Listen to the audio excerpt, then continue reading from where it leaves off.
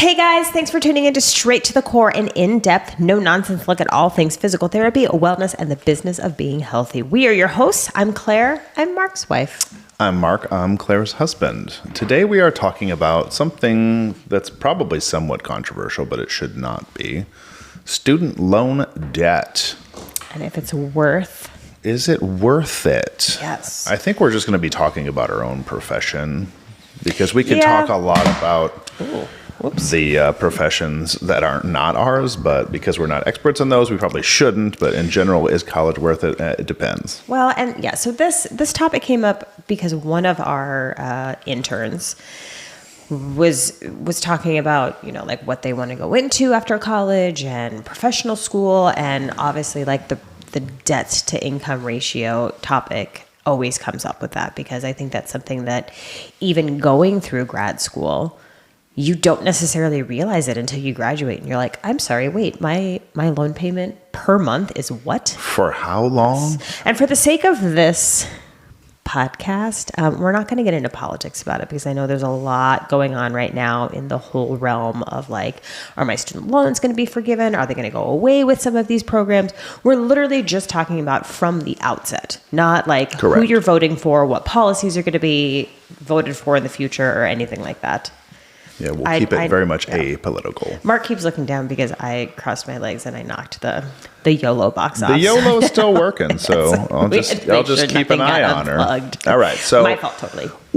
So I'm going to use my numbers, and I'll share my numbers with you from my day. But I also went to school, in graduate school, from 2003 to 2006. This is not a humble brag by any means. I want to give the qualifier that Mark and I are coming from the perspective of two people who paid off their student loans. Correct. The hard way, and we'll get into that. Yes. But yes, we're talking about two people who paid them off. And it was a lot.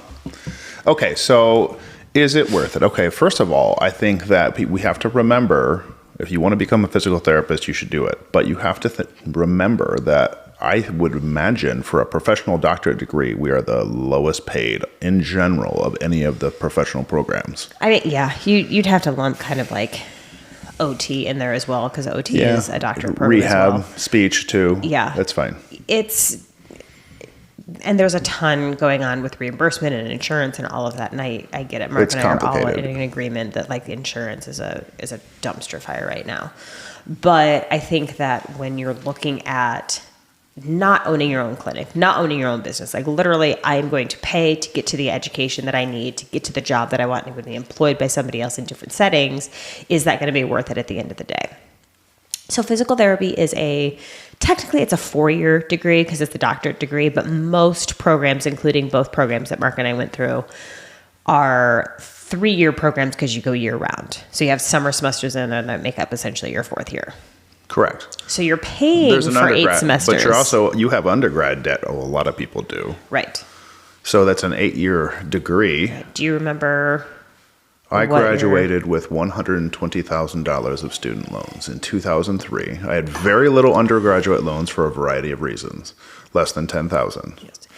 But I also had scholarships and grants, and I did community college transfer. Like I did it the cheapest way. And you lived at home. Possible, yes. And I didn't spend money. I didn't go to Mexico. I didn't have all these spring break trips that everybody does now. And I worked the whole time, and I bought $1 beers. Not $12 martinis when I was in college. Yeah.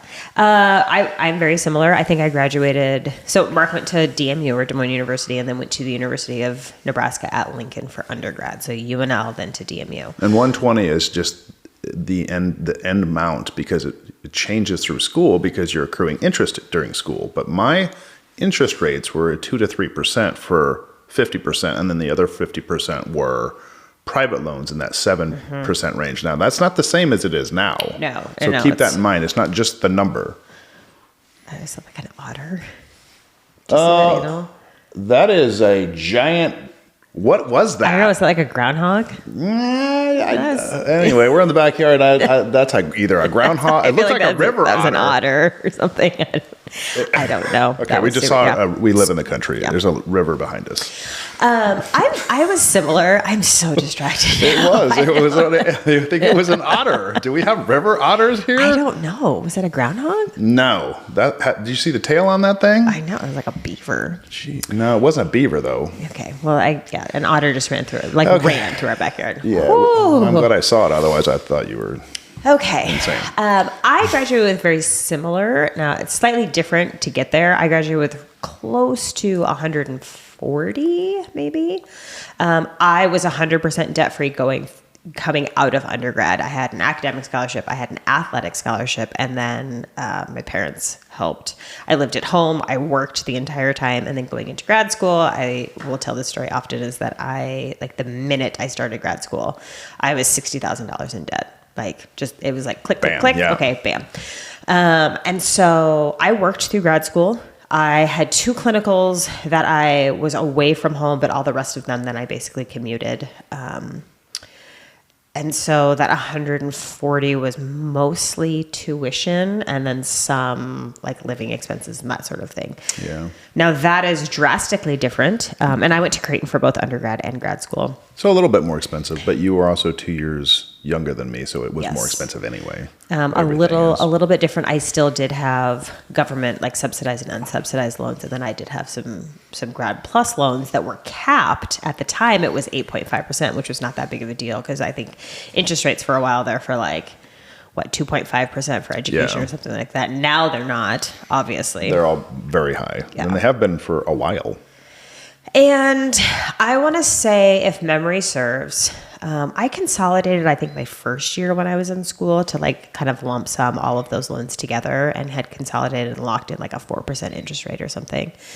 And that was the last time I think you could consolidate while you were in school. Correct. I also did that too. I did it my final year. I consolidated at 2.9%, and then I got 1% off if I made my first 2 years on time or something like that. Yeah, I believe I had something like that. But by doing that, I had to start paying as soon as I graduated. Same. There was no forbearance of 6 months or this weird stuff that people had 4 years to not pay their student loans off in the last couple of years. And I will 100% admit that I'm not fully sure as to what the process is now because of what Mark just said. There's, during COVID, then there was forbearance that the interest was compounding, but you didn't the loans, you didn't have to pay them.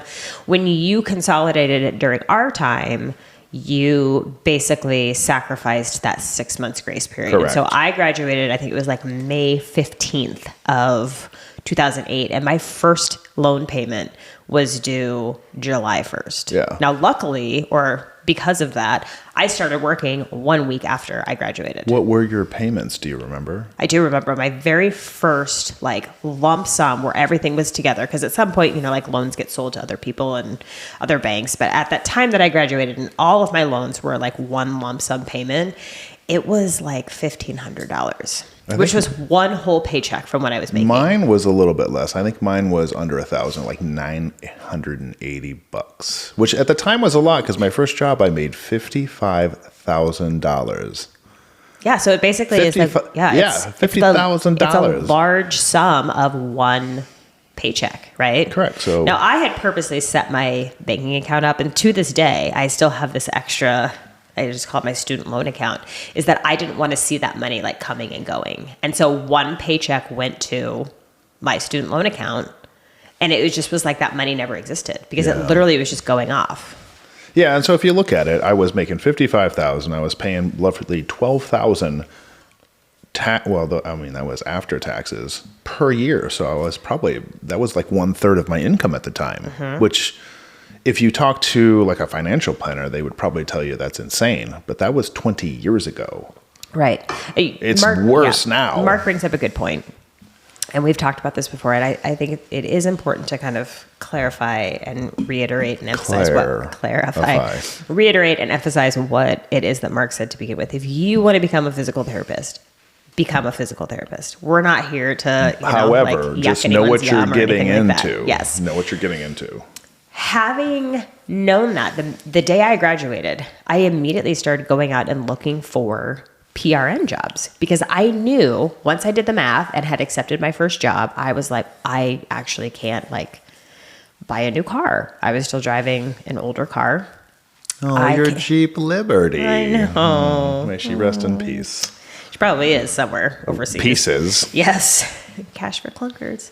And I also had a handful of my loans that were not consolidated. They were a variable interest rate. And so I knew that any given time my loan payment was going to go up. Yeah, they rarely went down. Right.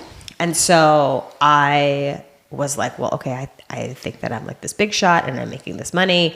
But then when it came down to it, my insurance was taken out and my taxes were taken out. I literally got paid twice a month. And one of those paychecks was 100% going to my student loans. And you made more money than me when you first started. I did. I made $60,000 in my 60 grand in 2008, which was good money, but it wasn't like a lot of money. Not really. No, now in retrospect, you look at that and you think, well, I don't know what the inflation adjusted would be today, but the student loan payments, you're like, well, plus that you were getting close to that phase out of student loan interest deduction. Right. I believe at the time, by the time I was, 10 years in, I was making enough money that I couldn't claim interest. So actually I was like making less money by making more money. If you're young and you're listening to this and you don't know the ins and outs of filing your own taxes, is that there's an upper limit as to what your salary can be to claim interest on student loan payments. And almost right away, I think maybe I had 1 year that I could claim like $200 or something like that. But it was, you almost instantly kind of. And it's not like it wasn't in my day, it wasn't like a super high amount. It was like 70, 75,000 or something where you couldn't write it off anymore. It wasn't like 500,000.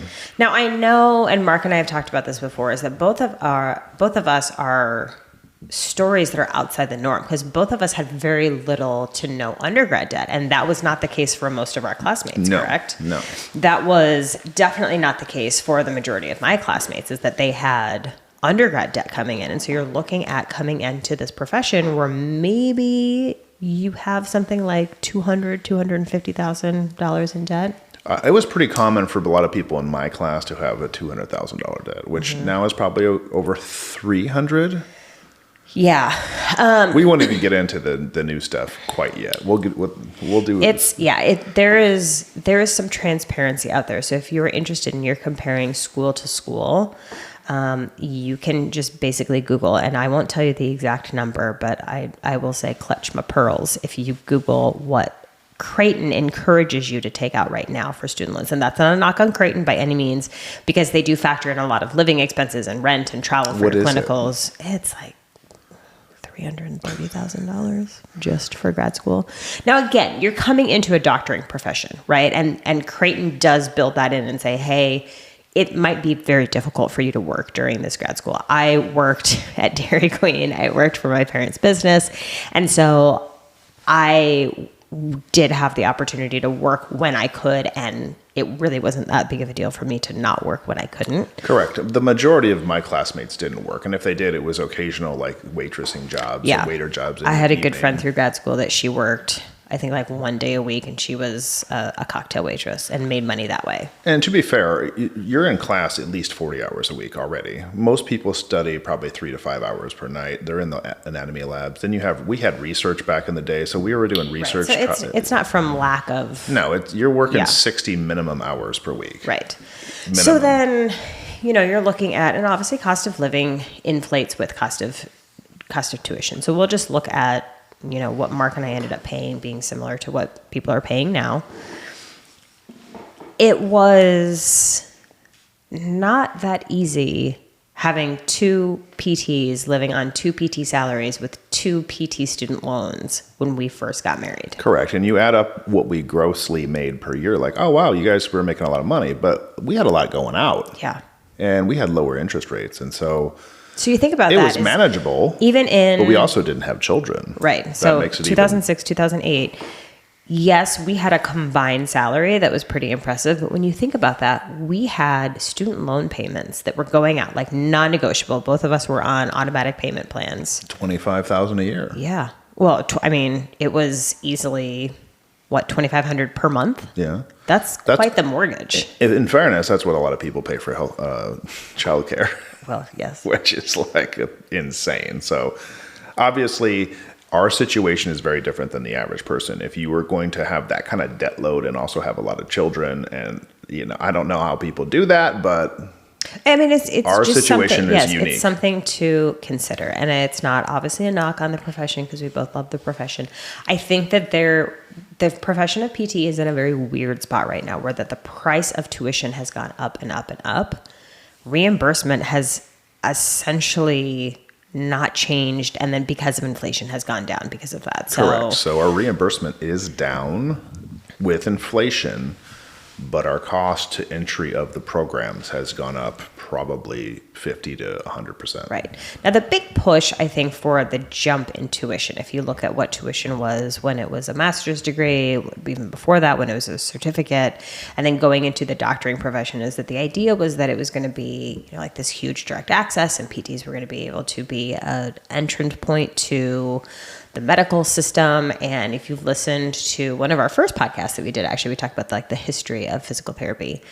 That was what it is. But as we've seen, and what happens to a lot of professions, not just ours, is that the reimbursement rate does not change just because all of a sudden you say, hey, there's more education, right? So you don't get paid more just because Insurance companies didn't really look at that and say, oh, okay, we value what you're doing more. No, it's still coming down to what's your reimbursement per code? What's your reimbursement per visit, essentially, for some insurance companies that they just kind of give us a flat fee. So it is something to consider if you are going into this field, not again to dissuade you or discourage you, but to know what that's going to look like. And know what you're getting into. So if you're a financial planner looking at this, brass tacks, is the profession worth it? It depends on your situation, but it may not be. Right.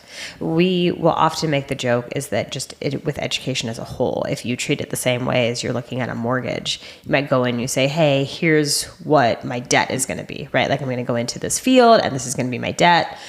Then you're going to have a financial planner or a mortgage lender be like, that doesn't make sense. Yeah, good luck trying to buy a house. What you're going to make from income from that debt doesn't make sense with that. No, and obviously it was 20 years ago, it was still a lot of money, but it was manageable. And I think it's not as manageable now because the salaries haven't gone up 50%. And I also think that Mark and I were lucky enough to be naive about the situation in the sense that we both came back from a little bit more of like a middle class family, right? We were making good money for what we thought was right. A lot And of money. I remember my dad taking me aside after I had graduated, and he was like, "You're making more money than I've ever made." And I thought, like, wow, I'm going to be rich. No. But there was a lot of money going out, too. But Mark and I also had that background that because our parents were kind of more of that, like, working middle class, then Mark and I were brought up in that working middle class. And the only reason I bring that up is because our clinic happens to be in a affluent part of West Omaha /Millard/Elkhorn. And what people's lifestyle, when you're interested in that field, when your parents are raising you, might not be like that, might not gel with what all of a sudden your lifestyle has to be. And when I say Mark and I are lucky enough, it's because we came up from working class and we came up from middle class. And so then when we graduated and we worked hard, then we were still in working class and middle class. So it wasn't like this like huge culture shock to us. It was like, oh, okay, we're working really hard and we're like where our parents kind of allowed us to be growing up, versus having parents that were well-to-do and having this like, really nice car to drive to high school and going to a private school and all of this, and then turning around and being like, wait, I'm sorry, I can afford what per month? Yeah. So it definitely depends on the situation. I remember one time, right when one of our techs started, she's like, I want to be like you guys. You guys have nice cars. You guys like make some money. And I was just like, you have no idea what it's like to run a business. And so, yeah, if you run a business, a successful one at that, being a PT, probably worth it. But most people are not going to be a business owner. That's not a realistic lifestyle for most people. You need a lot of money to do it. You need a lot of an imbalanced life for quite some time. Well, yeah. And only 5% of PTs own their own business. Exactly. And we have been in business for coming up on 10 years. And Mark and I still work 70 hours a week. Yeah, so on average, both of us. So I generally don't recommend being an entrepreneur for most people. It's just not for them.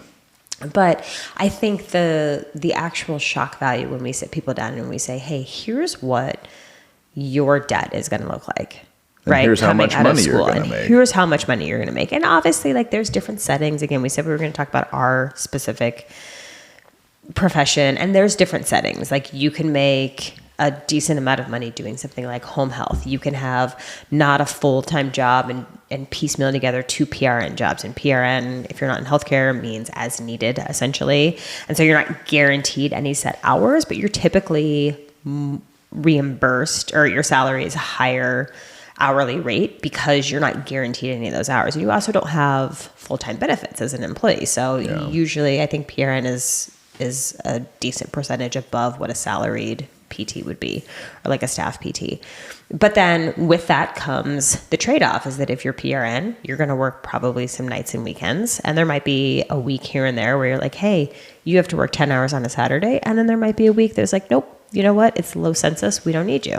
And the flip side of that, the really high-paying jobs in our profession are those jobs that nobody wants. Yes.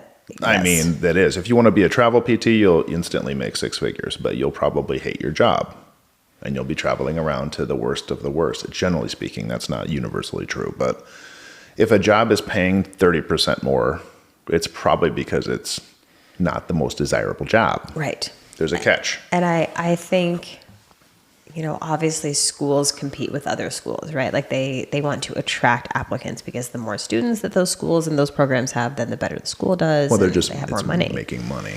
But at that same time, I think that and this is across all professions, like you're talking about OT, PT, speech, you're probably talking about med school, you're talking about dentistry, is within those professions, there's pockets or there's areas or there's specialties that make more money, and then there's specialties that make less. Correct. If you're talking about somebody who goes to med school, for example, and you're like, oh, I'm a pediatric oncologist who does this very, very specific treatment, and I make $500,000 a year, your med school costs might make perfect sense. Versus someone who goes in and like, you know what, like my true calling is I want to be like a primary care doc, or I want to be a family practice doc. I want to work in rural. You might not be making anything that lets you like have a driver and you arrive to work in your Bentley, or, you drive your Porsche on the weekends and things like that. So there's trade-off, obviously, and that's not to discourage anyone, because probably the most priceless thing is to love what you do. Nobody wants to wake up every single day and be like, God, I hate my job, but man, I'm rich.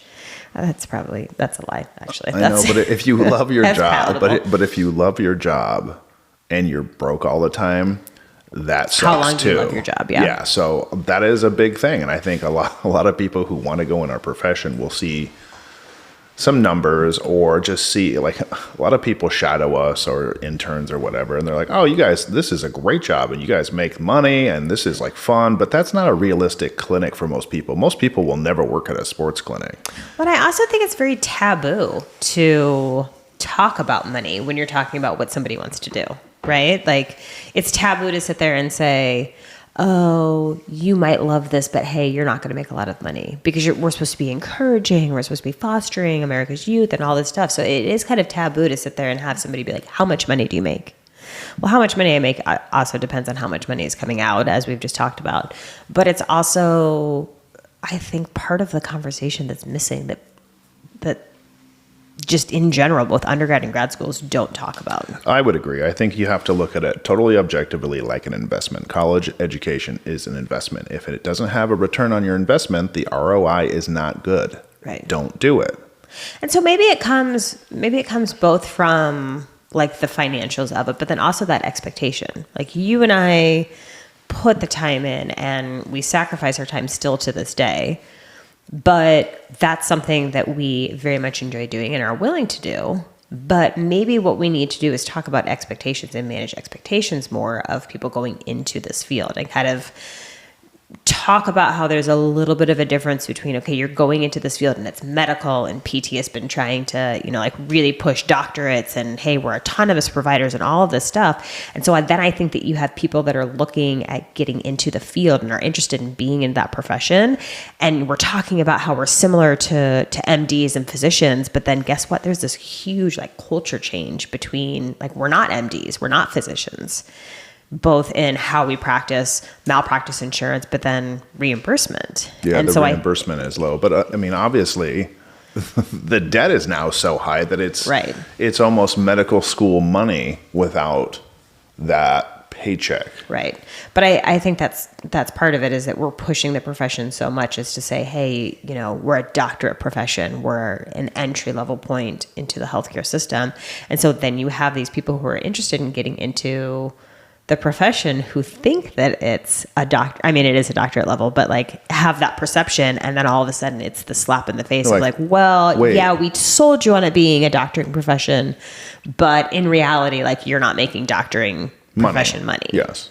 What other doctorate would be other than the rehabs? There's nothing. Pharmacy's going to make more. PA's going to make more with a lesser degree. I mean, I guess it would be up there like APRNs will make probably more depending on your maybe position. like a DNP or something. Maybe. Probably up and through there in terms of, I mean, we see it all the time that there's, a reimbursement change between an MD and a PA. There's a reimbursement change between a PT and a PTA.